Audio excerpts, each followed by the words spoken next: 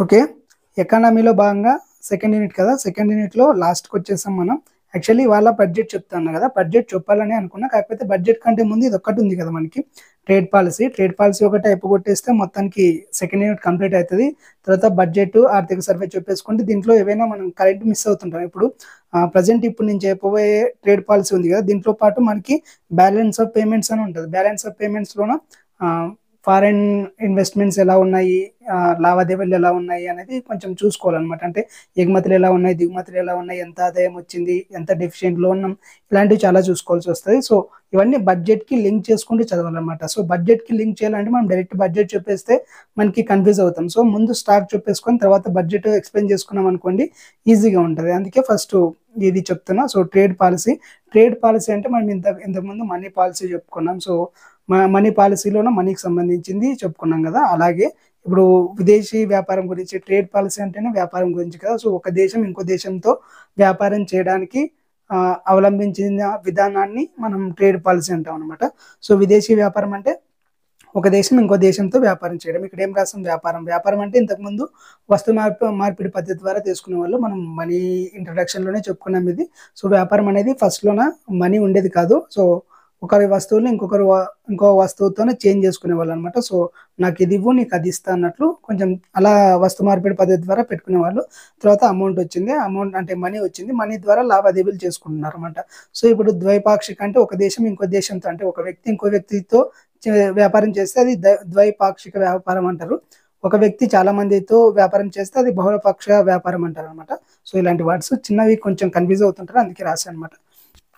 Next జాతీయ వాణిజ్యం. జాతీయ వాణిజ్యం అంటే ఒక దేశం లోపల జరిగే వాణిజ్యాన్ని జాతీయ వాణిజ్యం అంటారు. దేశం బయట ఒక దేశం ఇంకొక ఇతర దేశాలతోనే బయట దేశాలతో చేసే వ్యాపారాన్ని విదేశీ వాణిజ్యం అంటారనమాట. సో, విదేశీ వాణిజ్యంలోన ఈ వాణిజ్య విధానం అంటే ఏంటంటే ఒక దేశానికి సంబంధించిన ఎగుమతి, దిగుమతులతో వ్యాపారం చేస్తాం గదా! సో, ఈ వ్యాపారానికి పెట్టుకున్న నిబంధనల్ని ఆ దేశం అనుసరించే నిబంధనల్ని వ్యాపారం కోసం వేరే దేశాలతో వ్యాపారం చేయడానికి, ఎగుమతులు, దిగుమతులు చేయడానికి ఒక దేశం అవలంబించే నిబంధనలు, పాటించే పద్ధతుల్ని ఏమంటారంటే విదేశీ వాణిజ్య విధానం అంటారనమాట. సో, ఈ విదేశీ వాణిజ్య విధానంలో 2 రకాలున్నాయి. ఒకటి రక్షిత వాణిజ్య విధానము, 2 స్వేచ్ఛ వాణిజ్య విధానం. రక్షిత వాణిజ్య విధానం అంటే పేరులోనే ఉంది రక్షించుకోవడానికి. అంటే ఆ దేశం యొక్క ఎకానమీని రక్షించుకోవడానికి, ఆర్థిక వ్యవస్థని రక్షించుకోవడానికి. ఎలా అంటే ఆహ్, ఇక్కడ రక్షణ అనేది ఎలా ఉంటదంటే ఇక్కడ రక్షిత వాణిజ్యం అంటే ఆ దేశం యొక్క ఆర్థిక వ్యవస్థని రక్షించుకోవడానికనమాట. ఆర్థిక వ్యవస్థను రక్షించుకోవడం అంటే ఎగుమతులు, దిగుమతులు నియంత్రణలు ఉంటాయన్నమాట. నియంత్రణలు అంటే ఇప్పుడు ఎక్కువ ఎగుమతులు మన దేశం నుంచి వెళ్ళిపోకూడదు. వేరే దేశం నుంచి ఎక్కువ దిగుమతులు మన దేశానికి రాకూడదు. అట్లా కొన్ని ఆంక్షలు, నిషేధాలు, ఎక్కువ పన్నులు విధించడాలు ఇలాంటివన్నీ పెట్టుకొని ఒక సేఫ్టీగా ఒక క్లోజ్డ్ ఎకానమీలో ఉంటే దాన్ని రక్షిత వాణిజ్యం అంటారనమాట. అంటే ఎక్కువ తక్కువ ఎగుమతులు, దిగుమతులకి ఛాన్స్ లేకుండా నిబంధనలు, నియంత్రణలు, ఆంక్షలు ఇవన్నీ ఉంటే దాన్ని రక్షిత వాణిజ్యం అంటారు. అంటే ఇలాంటివి ఎందుకు పెడతారంటే మన దేశం నుంచి ఎక్కువ ఎగుమతులు పోవాలి, వేరే దేశాల నుంచి తక్కువ ఎగుమతులు రావాలి అనే ఉద్దేశంతోనే ఇలాంటివి పెడతారనమాట. సో, స్వదేశీ ఉత్పత్తిని పెంచుకోవడానికి, స్వదేశీ ఉత్పత్తుల్ని ప్రోత్సహించడానికి ఇలాంటి వాణిజ్య విధానాన్ని అనుసరిస్తారు. మన ఇండియా కూడా మొదట్లో ఇలాంటి రక్షిత వాణిజ్య విధానాన్ని అమలు చేసిందనమాట. తర్వాత స్వేచ్ఛ వాణిజ్యంలోకి మెల్లగా అడుగులు వేసింది. మనం 1992 ఆర్థిక సంస్కరణలు తీసుకుంటాం కదా! అక్కడి వరకు మనం రక్షిత వాణిజ్య విధానాన్ని వాడామనమాట. నెక్స్ట్ స్వేచ్ఛ వాణిజ్య విధానం అంటే దానికి రివర్సు. ఇప్పుడు స్వేచ్ఛ వాణిజ్య విధానంలోన ఆంక్షలేముండవు. సో, విదేశీ కంపెనీలు స్వేచ్ఛగా వ్యాపారం చేసుకునే అవకాశం కల్పిస్తాయన్నమాట. ఇక్కడ ఆంక్షలనేవి ఉండవు. సో, ఎవరైనా ఎగుమతి చేసుకోవచ్చు, ఎవరైనా దిగుమతి చేసుకోవచ్చు. ఇలా ఉంటదన్నమాట స్వేచ్ఛ వాణిజ్య విధానం. సో, మనది ఎప్పటికైనా రెండిటికి మిక్స్ ఉంటది. మనం స్వేచ్ఛ వాణిజ్యము వాడుతున్నామా అంటే లేదు. కొన్నిసార్లు పన్నులెక్కువ పెంచేస్తాం. కొన్ని నియంత్రణలు ఉండాలనే ట్రై చేస్తాం. సో, దిగుమతులు తగ్గించుకోవడానికి పన్నులు పెంచేస్తాం. ఇలాంటివి చేస్తాం కాబట్టి మనకి అక్కడ రక్షిత వాణిజ్య విధానం కూడా అమలు చేయము. ఇక్కడ స్వేచ్ఛ వాణిజ్య విధానం కూడా అమలు చేయము. రెండిటి మధ్యన ఉంటాం. రెండిట్లో ఏది ఎక్కువ ఉంటదంటే 2 ఈక్వల్‌గా ఉంటది. ఒకటి స్వేచ్ఛ వాణిజ్య విధానం ఉంటది. రక్షిత వాణిజ్య విధానము ఉంటదనమాట. సో, భారత విదేశీ వాణిజ్య విధానం ఎలా ఉంది? సో, ఫస్ట్ నుంచి స్వాతంత్రం వచ్చిన దగ్గర నుంచి ఎలా ఉంది మన విదేశీ వాణిజ్య విధానం అంటే మొదట్లో ఫస్ట్‌లో 1952, 57 మధ్యలోన దిగుమతుల్ని ఈ సంస్కరణలు ఉంటాయి కదా! ఈ ఆంక్షలు ఇవన్నీ తగ్గించేశారనమాట. సో, తగ్గించేసినప్పుడు ఏమవుతదంటే ఫ్రీగా ట్రేడ్ చేసుకుందాం అనే టైంలోన దిగుమతుల్లో పెరుగుదల కంటే ఎగుమతుల్లో పెరుగుదలే తక్కువుండిందనమాట. అంటే మనం దిగుమతులు ఎక్కువ చేసుకుంటున్నాము, ఎగుమతులు తక్కువ ఉన్నాయి. సో మనం ఏం చేశారంటే దిగుమతుల్లోనే కొన్ని నియంత్రణలు పాటించామన్నమాట. సో మనకి మన ప్రోడక్ట్స్ స్వతంత్రం వచ్చిన టైంలోనే మనం ఎక్కువగా ఉత్పత్తి చేసేదే తక్కువ. సో తక్కువ ఉత్పత్తి చేసినా కానీ ఆ ఎగుమతుల్లో మనం ఇంకా తక్కువ ఎగుమతి చేస్తున్నాం. సో దిగుమతులు మాత్రం ఎక్కువ తెచ్చుకుంటున్నాం. సో దీనివల్ల ఏమవుతుందంటే మనకి వాణిజ్యంలోనే లోటు పెరిగిపోతుంది అనమాట. సో వాణిజ్యంలో లోటు పెరుగుతుంటే ఇప్పుడు బ్యాలెన్స్ ఆఫ్ పేమెంట్స్ గురించి చెప్తే మీకు ఐడియా వస్తుంది.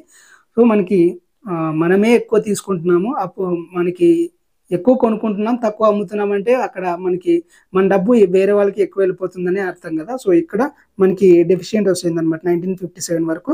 తర్వాత 1957 నుంచి 66 వరకు కొన్ని నియంత్రణలు పెట్టారు. అంటే వేరే దేశం వాళ్ళు మన దేశంలోకి ఉత్పత్తులు దిగుమతి చేయాలంటే కొన్ని నియంత్రణలు పెట్టారన్నమాట. ఇలా నియంత్రణలు పెట్టి మన ఎగుమతుల్ని ప్రోత్సహించడం ద్వారా కొంచెం ఇంప్రూవ్ అయింది, ట్రేడ్ అనేది కొంచెం ఇంప్రూవ్ అయింది. ఇక్కడ వచ్చేసి మొదలియార్ కమిటీ అని ఆయన ఈ సిఫార్సు చేస్తారన్నమాట. సో దిగుమతుల మీద నియంత్రణ పెట్టండి, ఎగుమతుల్ని ప్రోత్సహించండి అని ఆయన సిఫార్సు చేస్తారన్నమాట మొదలియార్ కమిటీ ద్వారా.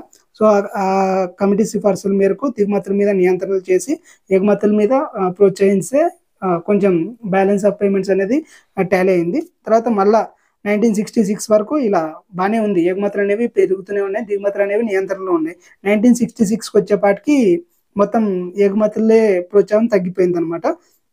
సో అప్పుడు ఏం చేశారంటే రూపాయి మూల్యహీనీకరణ చేశారు. రూపాయి మూల్యహీనీకరణ అంటే మన రూపాయి వాల్యూమ్ మనమే తగ్గించుకున్నాం అనమాట. సో రూపాయి వాల్యూమ్ని ఎందుకు తగ్గించుకోవాల్సి వచ్చిందంటే ఇక్కడ మన ఎగుమతుల్ని ప్రోత్సహించడానికి. ఎగుమతులు ఎందుకు ప్రోత్సహించారంటే ఇప్పుడు మన రూపాయి వాల్యూ తక్కువ ఉంది అనుకోండి, మన ప్రోడక్ట్స్ని తక్కువ రేట్కి వస్తున్నాయని ఎక్కువ మంది కొనుక్కునే అవకాశం ఉంది. సో ఎగుమతులు పెరుగుతాయి అనమాట. సో రూపాయి వాల్యూ తగ్గించడం ద్వారా మన ప్రోడక్ట్స్ని ఎక్కువ మంది కొంటారు, దాని ద్వారా మనకి సేల్స్ పెరుగుతాయి, ఎగుమతులు ఎక్కువ అయిపోతాయి అనమాట. సో దానికోసం ఈ రూపాయి మూల్యహీనీకరణ అనేది తీసుకొచ్చారు. సో 4వ పంచవర్ష ప్రణాళిక చివరి వరకు ఇలా బాగానే సాగింది. తర్వాత ఎఫెక్ట్ పడుతుంది కదా, ఇప్పుడు రూపాయి మూల్యహీనీకరణ అనేది అప్పటికప్పుడు చేసే ఒక సర్జరీ లాంటిదని ఇక్కడ విన్నాను నేను.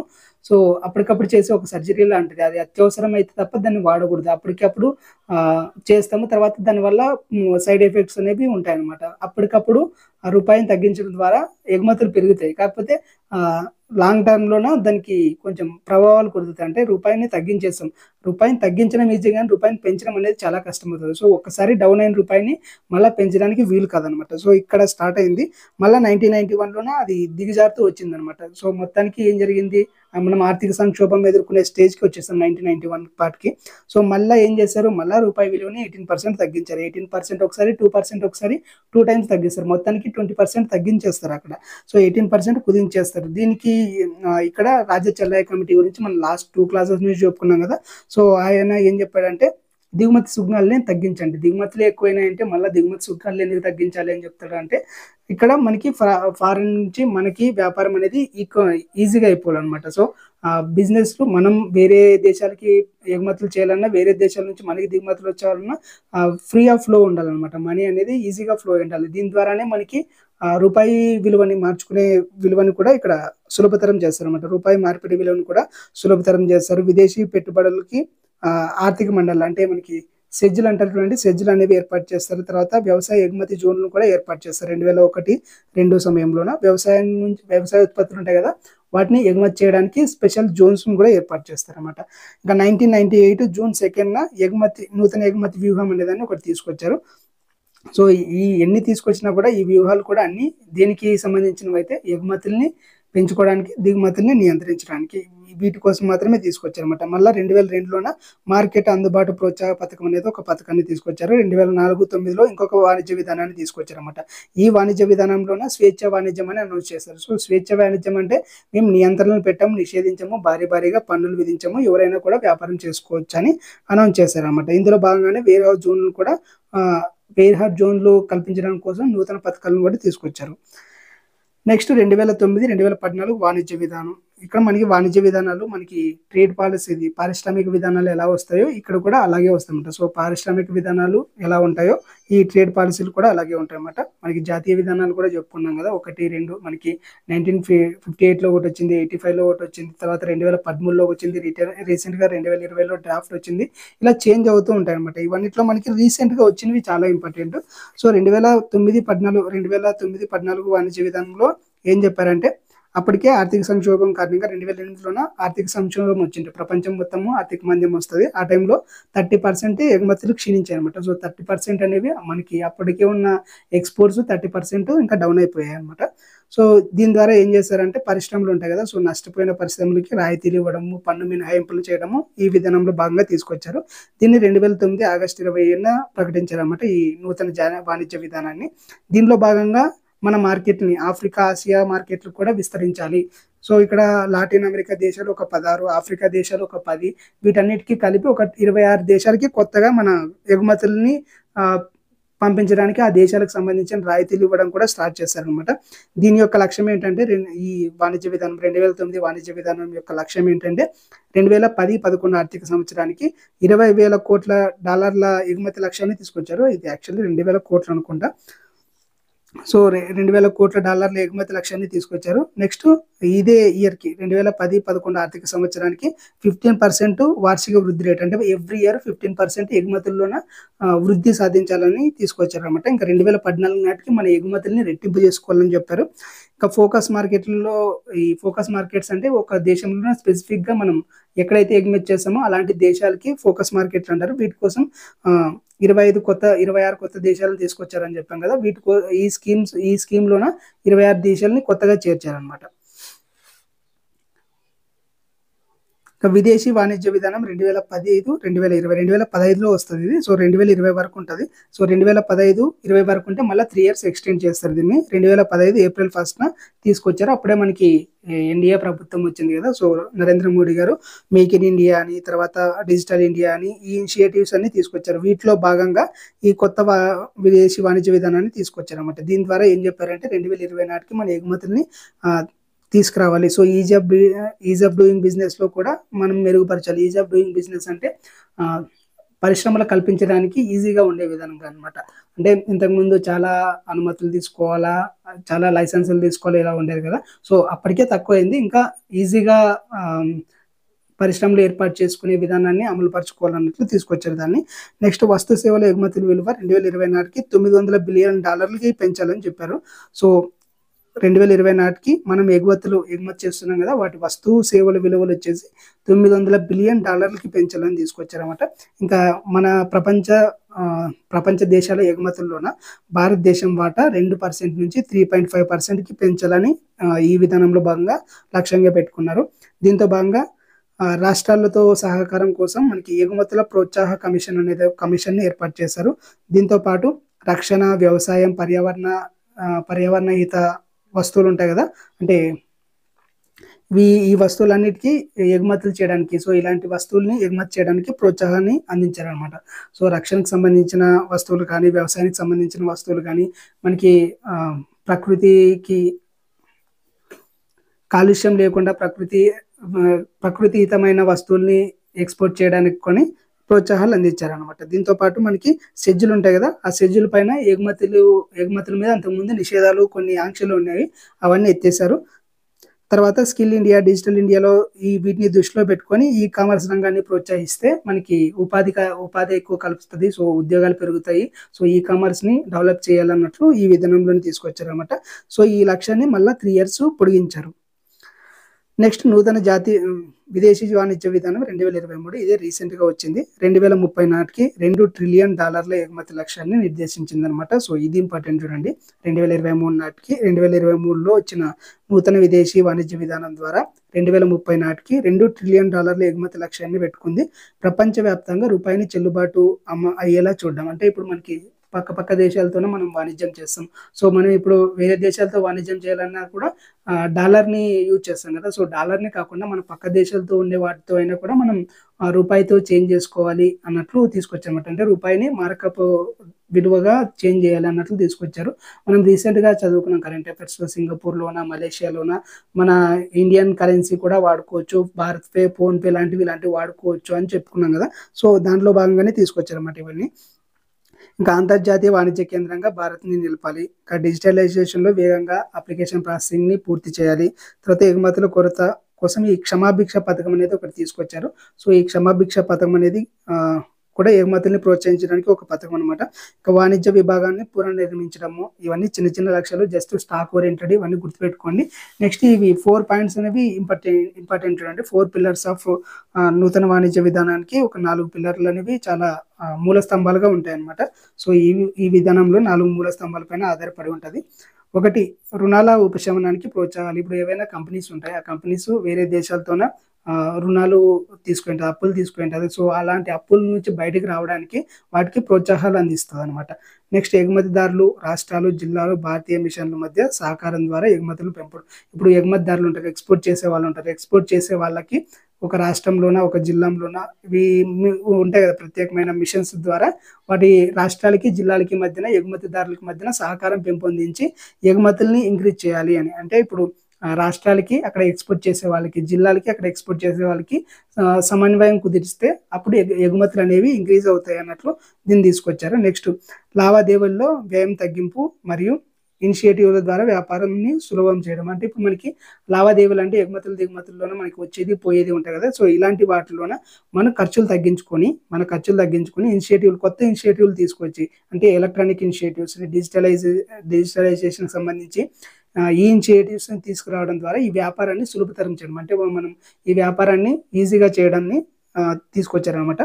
నెక్స్ట్, అభివృద్ధి చెందుతున్న ప్రాంతాలపైన శ్రద్ధ పెట్టి ఇక్కడ మనకి స్కెమేట్ విధానాన్ని తీసుకొచ్చారనమాట. స్కెమేట్ విధానం అంటే special chemicals, organisms, minerals, equipment, technology, ఈ విధానం ద్వారా మనకి అభివృద్ధి చెందుతున్న ప్రాంతాలపైన ఎక్కువ దృష్టి పెట్టి వీటిని ఎగుమతుల్ని ఇంక్రీజ్ చేసుకోవాలి అన్నట్లు ఈ 4 పిల్లర్స్ని తీసుకొచ్చారనమాట.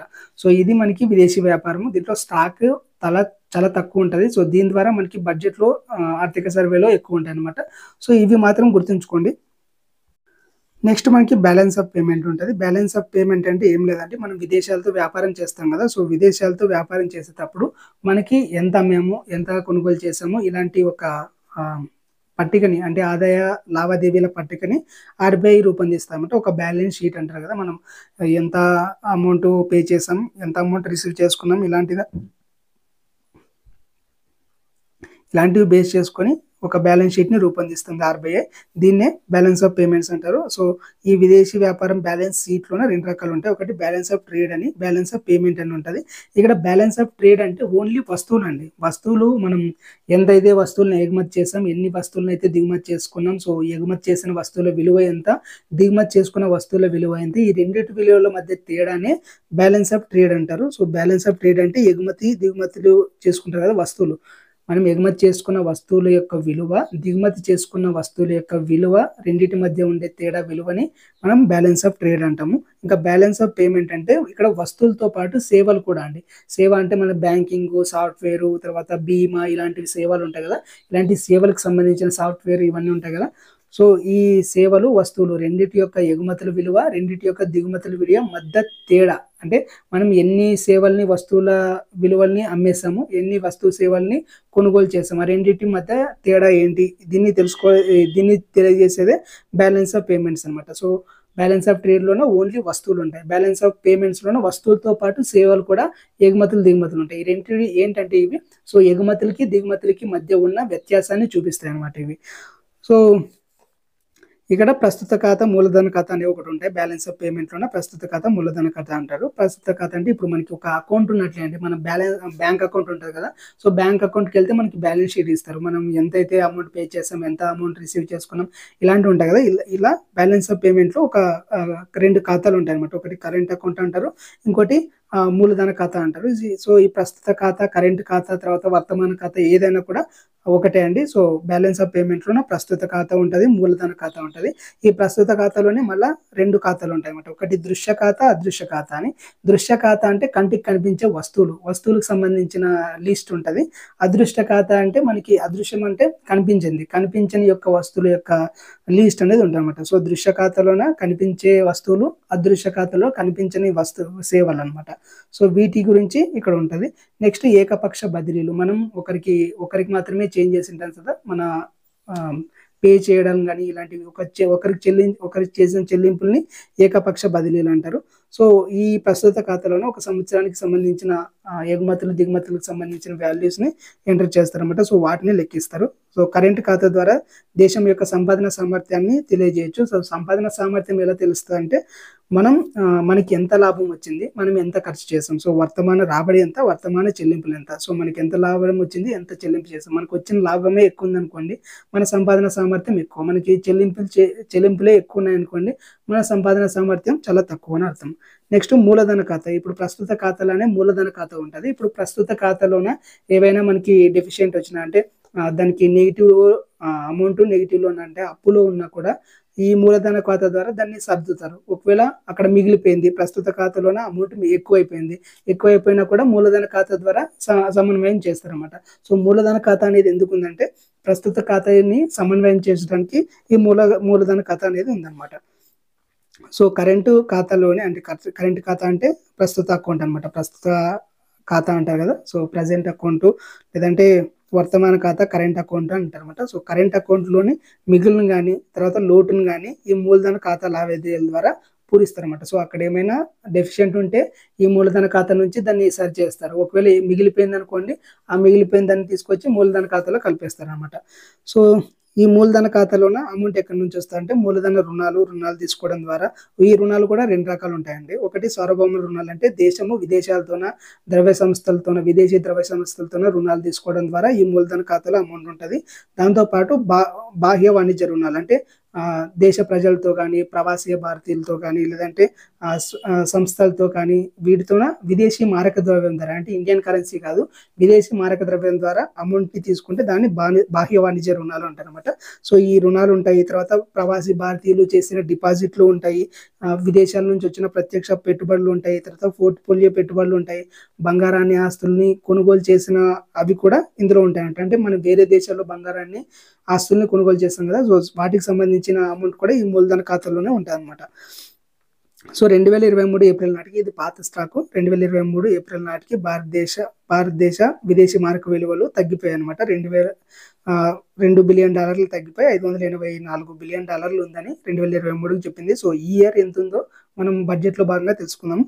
తర్వాత విదేశీ పెట్టుబడులు అనేది ఒకటి ఉంటుంది. విదేశీ పెట్టుబడులు అంటే మనం చెప్పాం కదా, వేరే దేశం నుంచి మన దేశానికి వచ్చి ఒక వ్యక్తి కంపెనీని స్థాపించడం ద్వారా పెట్టుబడి పెడతాడు, లేదంటే స్టాక్ మార్కెట్లో ఇన్వెస్ట్ చేయడం ద్వారా పెట్టుబడి పెడతాడు అనమాట. సో ఇలా రెండు రకాలుగా పెట్టుబడులు ఉంటాయి. విదేశీ పెట్టుబడులు అంటే విదేశీయులు మన దేశంలో పెట్టుబడి పెట్టడం, మనం వేరే దేశంలో పెట్టుబడి పెట్టడం అనమాట. సో విదేశీయులు పెట్టుబడులు రెండు రకాలుగా పెడతారు. అవి FDI, FFI. FDI అంటే ఫారిన్ డైరెక్ట్ ఇన్వెస్ట్మెంట్, విదేశీ ప్రత్యక్ష పెట్టుబడులు. FFI అంటే ఫారిన్ ఇన్స్టిట్యూషనల్ ఇన్వెస్ట్మెంట్ అంటారు. సో విదేశీ సంస్థాగత పెట్టుబడులు అంటారు అనమాట. దేశం నుండి మరొక దేశానికి ప్రత్యక్ష మూలధనం ప్రవాహం, అంటే ఇక్కడ డైరెక్ట్ గా అమౌంట్ తీసుకెళ్లి వేరే దేశంలో పెట్టుబడి పెడితే దాన్ని FDI అంటారు అనమాట. ఇక్కడ ఏమవుతుంది, ఒక దేశం నుంచి అమౌంట్ ఇంకో దేశానికి డైరెక్ట్ గా వెళ్ళిపోతుంది. దీన్ని FDI, ఫారిన్ డైరెక్ట్ ఇన్వెస్ట్మెంట్ అంటారు. ఇంకా ఫారిన్ ఇన్స్టిట్యూషనల్ ఇన్వెస్ట్మెంట్ ఎలా ఉంటుందంటే నేరుగా కాకుండా ఆ మార్కెట్, ఆ దేశం యొక్క మార్కెట్లు ఉంటాయి కదా, ఫైనాన్షియల్ మార్కెట్లు, మనకైతే స్టాక్ మార్కెట్ ఎలా ఉందో అలాగా ఒక దేశం యొక్క స్టాక్ మార్కెట్ని ఉపయోగించుకొని అందులో ఒక సంస్థ యొక్క షేర్స్ని కొనుక్కోవడం ద్వారా పెట్టుబడి పెడితే దాన్ని సంస్థాగత పెట్టుబడులు అంటారన్నమాట. ఇలా రెండు రకాలుగా ఉంటాయి. 2023కి సంబంధించి విదేశీ ప్రత్యక్ష పెట్టుబడులు ఎలా ఉన్నాయని చిన్న నోట్స్ రాశాను. కాకపోతే ఇది 2023 కదా, మనకు అవసరం లేదు, 2024ది చూసుకుందాం మనం. సో ఇదండి మనకి సెకండ్ యూనిట్. యాక్చువల్లీ ఇది ఒక్క టాపిక్ నాకు కొంచెం కన్ఫ్యూజింగ్ ఉంది, అందుకే కొంచెం తడబడుతూ చెప్పాను. నేను ఎక్కడైనా మిస్ అయినా, ఏవైనా తప్పు చెప్పినా మీరు కింద కామెంట్ చేయండి. ఒకవేళ నాకు ఇది అర్థం కాలేదన్నా కూడా నాకు కింద కామెంట్ చేస్తే నేను పలానాది మళ్ళీ తెలుసుకొని కూడా చెప్తాను. సో నేను కూడా నేర్చుకుంటున్నా, మీరు నేర్చుకుంటున్నారు. సో నేను చెప్పింది మీకు అర్థం కాకపోయినా కామెంట్ చేయండి, ఏదైనా మిస్ అయినా కూడా కామెంట్ చేయండి, ఇద్దరం నేర్చుకున్నాం. Thank you for watching. Tata.